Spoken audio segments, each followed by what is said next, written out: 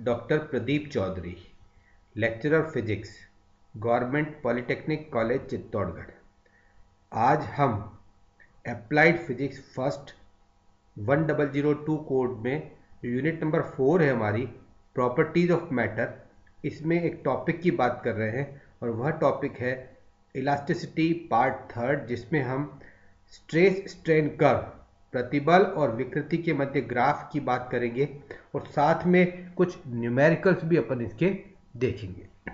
प्रतिबल और विकृति के मध्य ग्राफ, इस लेक्चर में हम प्रतिबल और विकृति के मध्य ग्राफ जो है वो देखेंगे। हम ये देखेंगे कि आरोपित बल अर्थात अप्लाइड फोर्स को धीरे धीरे हम बढ़ाएं तो विकृति में किस प्रकार का परिवर्तन होता है। हम अप्लाइड फोर्स को बढ़ा रहे हैं जिसकी वजह से स्ट्रेस अर्थात प्रतिबल बढ़ेगा और प्रतिबल के बढ़ने से विकृति परिवर्तित होगी। तो हम प्रतिबल बढ़ाने पर विकृति किस प्रकार से परिवर्तित होगी इसके बारे में हम डिटेल में बात करेंगे। ये ग्राफ आप यहां पर देख सकते हैं, प्रतिबल और विकृति के मध्य। यह जो ग्राफ है इसमें आप देखिए ये O पॉइंट है, यहां पर प्रतिबल और विकृति दोनों शून्य है। प्रतिबल को बढ़ाए जाने पर विकृति बढ़ती है और ये ग्राफ हमको पूरा इस प्रकार से प्राप्त होता है। इस ग्राफ को हम आगे समझ रहे हैं स्टेप बाय स्टेप। ये जो ग्राफ है इसमें ये जो भाग है प्रत्यास्थ आचरण, ये O से लेकर के B तक का जो भाग है ये प्रत्यास्थ आचरण कहलाता है। अर्थात इस भाग में जो पदार्थ है वो प्रत्यास्थता के गुण को प्रदर्शित करता है। It shows the property of elasticity in this portion of the graph OB। इसी प्रकार से जो बाकी का जो भाग है ग्राफ का, जो कि हम BCDE कह सकते हैं, इसमें पदार्थ जो है वह प्रत्यास्थता के गुण को प्रदर्शित नहीं करता है। It doesn't shows the behaviour of elasticity. यह यहाँ पर प्लास्टिक आचरण का व्यवहार करता है। It behaves plasticity, it shows the property of plasticity. ये देखिए प्रतिबल और विकृति की हम बात कर रहे थे। हम सबसे पहले अप्लाइड फोर्स बढ़ाते हैं तो आप देखेंगे कि आरोपित बल को बढ़ाने पर विकृति भी उसी अनुपात में बढ़ती है। अर्थात प्रतिबल विकृति के समानुपाती होता है। जैसा कि हम जानते हैं हुक का जो नियम है वह यह कहता है कि प्रतिबल और विकृति एक दूसरे के समानुपाती होते हैं, लेकिन वो प्रतिबल जो है वह एक डेफिनेट लिमिट है, प्रत्यास्थता सीमा है, उसके अंदर अंदर होना चाहिए। इस स्थिति में प्रतिबल और विकृति के मध्य ग्राफ एक सरल रेखा होगी जो कि आप इसमें देख सकते हैं। ये भाग OA, O से लेकर के A तक का जो भाग है यह प्रोपोर्शनलिटी लिमिट अर्थात अनुपातिक जो क्षेत्र है हमारा उसके अंदर है। A कहलाती है प्रोपोर्शनलिटी लिमिट अर्थात अनुपातिक सीमा। बिंदु A तक, O से लेकर के बिंदु A तक जो है वह प्रतिबल और विकृति के मध्य ग्राफ सरल रेखा होता है। यहाँ पर हुक के नियम का पालन होता है, प्रतिबल विकृति के समानुपाती रहता है। A बिंदु जो है वह प्रोपोर्शनलिटी लिमिट अनुपातिक सीमा कहलाती है। इसके बाद ग्राफ जो है वो सरल रेखीय भाग से हट जाता है। इस स्थिति में देखिए आप जो अपने OA भाग की बात की है, यह भाग में अगर अपन बल को हटा लें तो बल को हटाने पर प्रतिबल भी कम होता जाएगा, विकृति भी पूरी कम होकर के विकृति वापस से शून्य हो जाएगी। अर्थात प्रतिबल बढ़ाए जाने पर इस भाग को फॉलो करते हुए हम A तक पहुंचते हैं, प्रतिबल को कम करने पर वापस से इसी भाग को, इसी ग्राफ को फॉलो करते हुए वापस अपन O पर आ जाते हैं। अर्थात प्रतिबल को बल को घटाए जाने पर, बल को पूरा जब हम हटा लें तो वस्तु में विकृति पुनः शून्य हो जाती है। अर्थात वस्तु प्रत्यास्थता के गुण को पूरी तरह से यहाँ पर प्रदर्शित कर रही है। ये बात अपने की है OA भाग के लिए। लेकिन A भाग से ज़्यादा जैसे ही हम A को क्रॉस करते हैं तो आप देखेंगे कि A और B के मध्य का ग्राफ सरल रेखीय नहीं है। ये देखिए आप A और B के मध्य का जो ग्राफ है ये स्ट्रेट लाइन नहीं है। ये स्ट्रेट लाइन पोर्शन केवल A तक था, ए से बी के बीच में स्ट्रेट लाइन पोर्शन नहीं है, इसका मतलब यहाँ प्रतिबल विकृति के समानुपाती नहीं है। आप यहाँ देख सकते हैं कि प्रतिबल के मान में थोड़ी सी वृद्धि करें तो विकृति यहाँ पर अधिक वृद्धि होती है, विकृति जो है वह प्रतिबल की तुलना में तेजी से बढ़ती है, ठीक है। लेकिन बी बिंदु तक वस्तु प्रत्यास्थता के गुण को प्रदर्शित करती है। यद्यपि भाग ए बी में प्रतिबल विकृति के समानुपाती नहीं है, लेकिन भाग ए बी भी प्रत्यास्थता के गुण के लिए यहाँ पर शामिल है। इस भाग में भी वस्तु जो है वो प्रत्यास्थता के गुण को प्रदर्शित करती है। बी बिंदु जो है वह इलास्टिक लिमिट कहलाती है, प्रत्यास्थता सीमा कहलाती है। ये देखिए, बिंदु बी प्रत्यास्थता सीमा वाला बिंदु कहलाता है। यद्यपि ए और बी के मध्य का ग्राफ सरल रेखीय नहीं है, वक्री है, इस भाग में प्रतिबल विकृति के समानुपाती नहीं है, लेकिन फिर भी बल के हटाए जाने पर वस्तु अपनी प्रारंभिक आकृति को पूर्ण रूप से ग्रहण कर लेती है। इसका मतलब यह हुआ कि ए बी भाग में भी वस्तु प्रत्यास्थता के गुण को प्रदर्शित करती है। बिंदु बी जो है हमारा वह प्रत्यास्थता सीमा वाला बिंदु अर्थात इलास्टिक लिमिट पॉइंट कहलाता है। इसका मतलब यह हुआ कि ओ से लेकर के बी तक का जो भाग है वह वहां पर वस्तु प्रत्यास्थता के गुण को प्रदर्शित करती है। इसके बाद देखिए, बिंदु बी के बाद भी अगर हम आरोपित बल को बढ़ाएं और फिर हटाएं तो वस्तु अपनी प्रारंभिक आकृति में नहीं आ पाती है। इस प्रकार वस्तु में स्थायी विकृति उत्पन्न हो जाती है, जैसा कि आप अपने ग्राफ में पुनः अपन ग्राफ को देखें, वापस आप उसमें देख सकते हैं। ये देखिए, बिंदु बी के बाद अगर प्रतिबल को और बढ़ाया जाए तो विकृति बढ़ती है, लेकिन प्रतिबल को घटाए जाने पर विकृति पुनः शून्य नहीं होती है। देखिए आप यहां से फिर ये ग्राफ इसको फॉलो नहीं करेगा, वो इस भाग को फॉलो करते हुए यहां आएगा, अर्थात प्रतिबल शून्य हो जाए तो भी विकृति शून्य नहीं होती है। इस प्रकार से वस्तु में, पदार्थ में एक स्थायी विरूपण अर्थात एक परमानेंट स्ट्रेन जो है वो यहाँ पर डेवलप हो जाएगा। तो इसका मतलब ये हुआ कि बल को हटाने पर वस्तु अपनी प्रारंभिक स्थिति को पूर्ण रूप से यहाँ पर ग्रहण नहीं कर रही है। इसका मतलब ये हुआ कि इस भाग में वस्तु प्रत्यास्थता के गुण को खो देगी, अर्थात ऑब्जेक्ट जो है वो इलास्टिसिटी की प्रॉपर्टी को शो नहीं करेगा। तो ये आप इसमें देख सकते हैं। ये अब बिंदु बी से डी तक प्रतिबल के मान में थोड़ी सी वृद्धि अपन करें तो विकृति का मान तेजी से बढ़ता है, और बिंदु डी के बाद भी अगर अपन बल को हटाएं तो विकृति में वृद्धि होती है और बिंदु ई पर वस्तु विभंजित अर्थात ब्रेक हो जाती है। ठीक है, ये आप देख सकते हैं।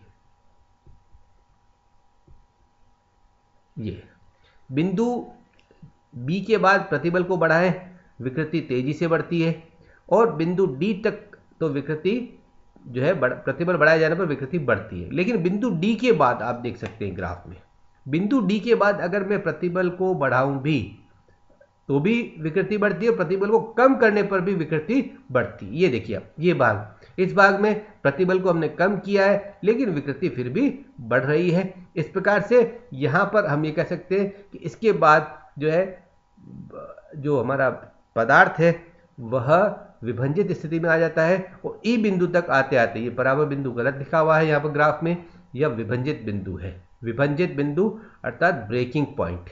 ठीक है, तो इसको आप यहाँ पर करेक्शन कर लीजिएगा अपनी कॉपी में। ई जो बिंदु है वह आपका विभंजित बिंदु है, अर्थात जो ब्रेकिंग पॉइंट है वो। इसका मतलब ये हुआ कि डी के बाद प्रतिबल को चाहे बढ़ाएं या कम करें, विकृति तेजी से बढ़ती जाती है, और ई बिंदु तक आते आते वस्तु जो है वो टूट जाती है, विभंजित हो जाती है, ब्रेक हो जाती है। तो इस प्रकार से ये ग्राफ अपन ने यहाँ पर देखा। तो ये जो सारी बात अपन ने की है ये ग्राफ से संबंधित की है। अब इसमें देखिए, इस ग्राफ के दो भाग हो गए, ओ बी और बी।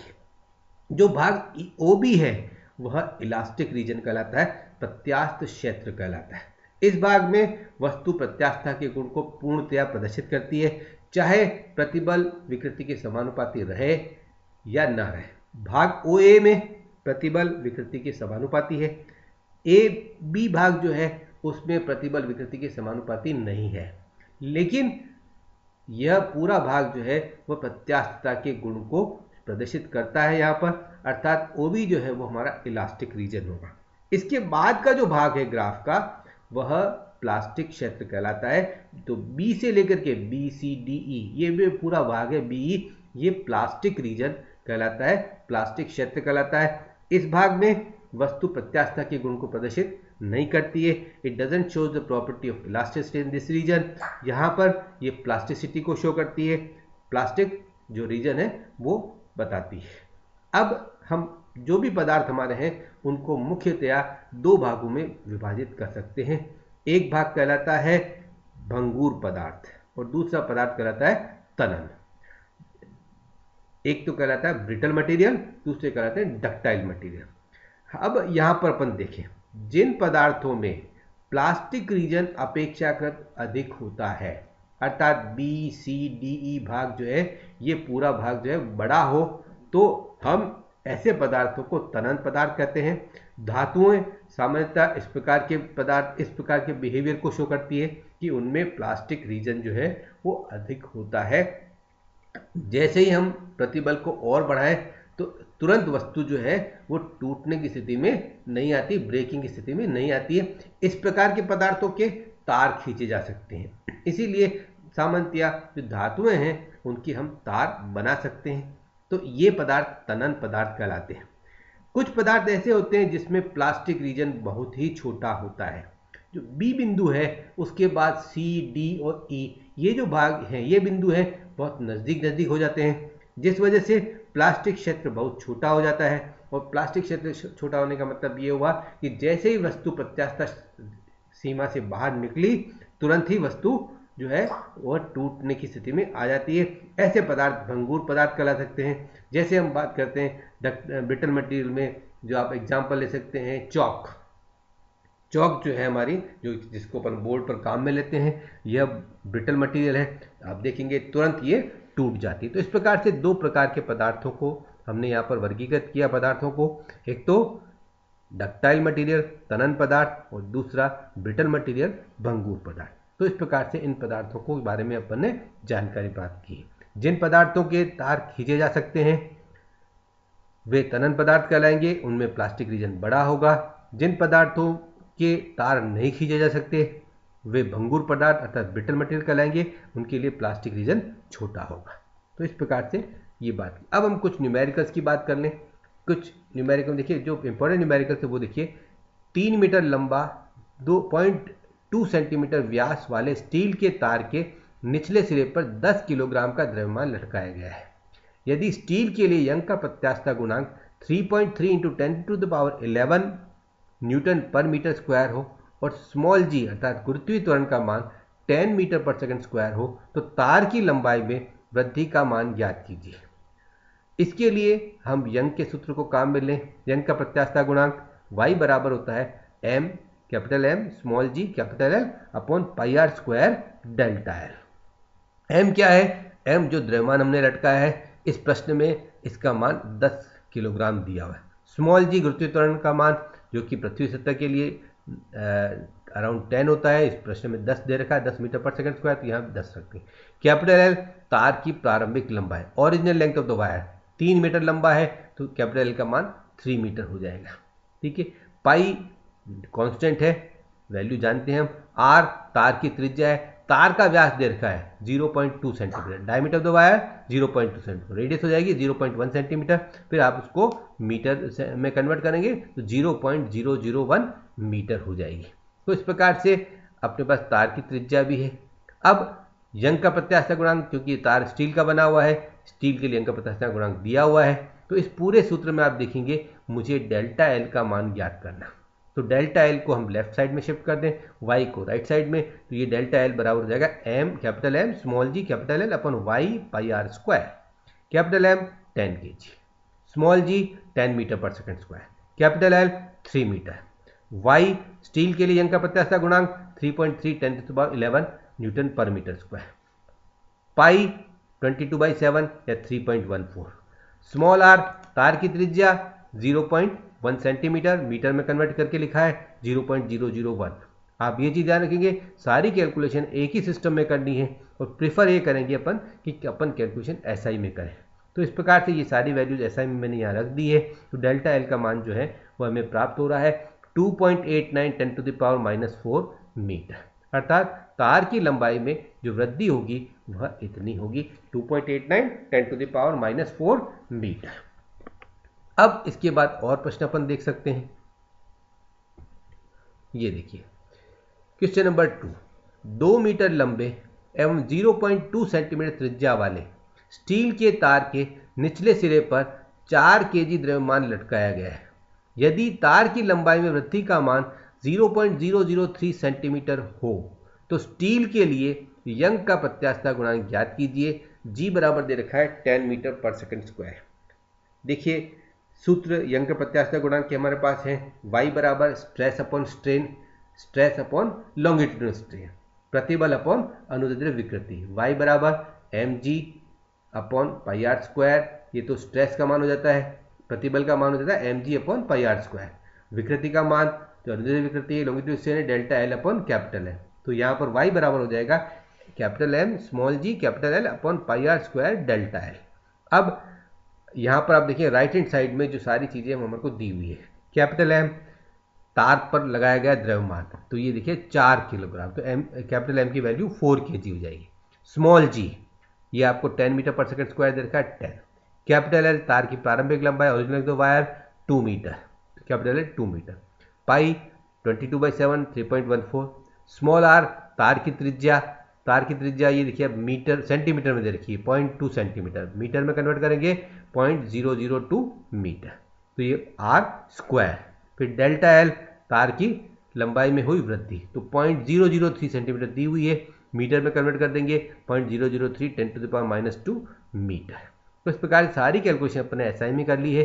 ये गणना आप करेंगे तो आपका आंसर आएगा 2.12 10⁻11 SI यूनिट न्यूटन पर मीटर स्क्वायर। तो इस प्रकार से अपन इस प्रश्न को कर पाएंगे। इस प्रकार के प्रश्न परीक्षा में पूछे गए हैं लगातार। ये देखिए एक प्रश्न इस प्रकार का भी पूछा गया है आपके प्राविधिक शिक्षा मंडल की परीक्षाओं में। किसी बेलनाकार प्रतिदर्श पर बल लगाने पर अनुदैर्ध्य विकृति अर्थात लॉन्गिट्यूडिनल स्ट्रेन एवं अनुप्रस्थ संकुचन अर्थात आपका जो ट्रांसवर्स जो है कंप्रेशन है वह होता है, लेकिन आयतन स्थिर रहता है। सबसे बड़ी बात ये देखिए, कोई सैंपल अपने पास सिलेंड्रिकल है, इस पर फोर्स लगाया तो लॉन्गिट्यूडनल एक्सटेंशन हुआ, और जो आपका ट्रांसवर्स कह दीजिए या लेटरल कह दीजिए, लेटरल कॉन्ट्रैक्शन हुआ है, अनुप्रस्थ संकुचन हुआ है, फिर भी उसका आयतन स्थिर रहता है। तो ऐसे सैंपल के लिए पॉइजन अनुपात का मान अपने को निकालना है। देखिए सबसे बड़ी बात दी हुई है कि जो वायर है, जो बेलनाकार ऑब्जेक्ट है, जो सैंपल है, उसका वॉल्यूम कांस्टेंट, तो बेलन का सिलेंडर का volume pi are square L ये कांस्टेंट है। अब इसको डिफ्रेंशिएट कर रहे हैं अपन। देखिए डिफ्रेंशिएट करेंगे क्योंकि पाई तो कांस्टेंट है, तो इसको तो ये आएगा नहीं कहीं पर। ठीक है, अब राइट हैंड साइड में तो कांस्टेंट का डिफ्रेंशिएशन 0, नियतांक का जो अवकलन है वह होता है 0। ये देखिए राइट हैंड साइड में। लेफ्ट हैंड साइड में आर और एल वेरिएबल है हमारे। आर के लिए देखिए आर स्क्वायर तो 2r delta r, L as it is plus r square as it is L का डेल्टा एल। तो ये अपने डिफरेंशिएशन यहाँ पर किया है 2r delta r into L plus r square delta L equal to 0। अब इसमें से ये आर कॉमन ले लेंगे, राइट हैंड साइड में शिफ्ट कर देंगे तो ये आर हट जाएगा, 2 delta r into L plus r into delta L equal to 0। अब मैंने इसको पूरी इक्वेशन को r इंटू एल से डिवाइड किया है। r से डिवाइड करेंगे इधर r इंटू एल से, तो एल से एल कैंसिल हो जाएगा, तो ये हो जाएगा 2 times minus delta r by r, और इसको डिवाइड करेंगे r इंटू एल से, तो r कैंसिल हो जाएगा, एल रह जाएगा, तो डेल्टा एल अपॉन एल, और राइट हैंड साइड में शिफ्ट किया तो ये। ठीक है, अब delta r by r with negative sign, ये बताता है आपका लेटरल कंप्रेशन को, अनुप्रस्थ संकुचन को। तार पर हमने बल लगाया लंबाई की दिशा में, तो यहाँ पर जो उसकी त्रिज्या है उसमें जो परिवर्तन होगा उसके कारण जो कॉन्ट्रैक्शन आएगा वो लेटरल कॉन्ट्रैक्शन कहलाएगा। यहाँ पर ये delta r by r with negative sign ये बीटा को बताता है, अनुप्रस्थ विकृति को बताता है। डेल्टा एल अपॉन एल ये आपका जो अनुदैर्ध्य विकृति लॉन्गिट्यूडिनल स्ट्रेन को बताता है, तो जाएगा 2 into beta equal to alpha. हम लोग पॉइजन अनुपात के लिए सूत्र जानते हैं, सिग्मा बराबर beta upon alpha. Lateral strain upon longitude strain, अनुप्रस्थ विकृति अपॉन अनुदैर्ध्य विकृति। तो ये बीटा अपॉन अल्फा यहाँ कर दीजिएगा, अल्फा को नीचे शिफ्ट कर दे, beta by alpha equal to हो जाएगा 1/2, that is beta by alpha equal to 0.5।